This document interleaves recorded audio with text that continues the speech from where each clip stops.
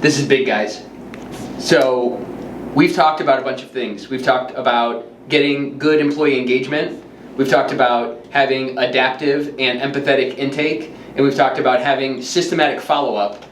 And these are all things that you can see in the Compliance Line 2020 benchmark report. Well, when all of those come together, what a lot of us are looking at is, well, how long are issues open? How long does it take us to get our cases closed? So look at this, you gotta see this. So we're looking here at just your average number of days that cases are closed. When we partner with people to help manage their intake and help them close their cases faster, they're getting those cases closed on average in 23 days. If someone's in the other system, the industry standard system, it's almost taking twice as long on average for a case to get closed. So that's work on your team, that's risk standing out there, and that's potential for it just taking too long and regulators getting involved. So let's zoom in on this and let's look at the spread of this, right? Because this is just the average or the median. So in our system, clients who we work with are 80% of their cases are getting closed in less than 30 days, 80%. And the amount that are over 90, this is kind of the hot spot for some of your risk, it's about 5% here.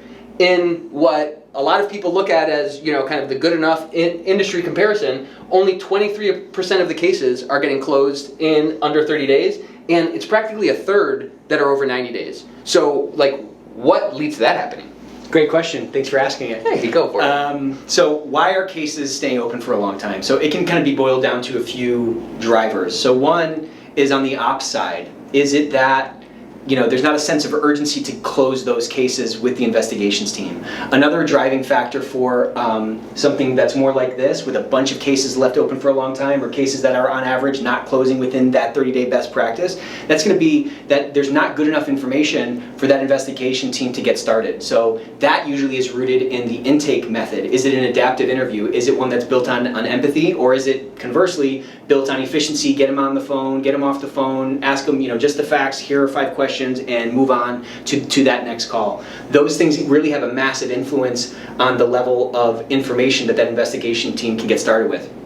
Separately, it's a little bit about awareness. So if clients understand what the process, or if your employees understand what the process looks like, and you're following up with them with communication more quickly, then these cases are going to get closed a little bit faster. So what you can do to help drive toward this kind of less than 30-day average, or the overwhelming 80-20 rule, the overwhelming majority of your stuff getting closed in less than 30 days, what you can do is make sure that intake process is super adaptive, where the people who are taking those calls are trained and understand that you don't want them off the phone so quick, you want them to get that good information and hit the ground running. Exactly. If you've stamped out those things on the awareness side and on the intake side, then it may lead you to believe or investigate whether your investigation team needs some work. So that could just be something as simple as setting some SMART goals and just kind of managing that process a little bit more.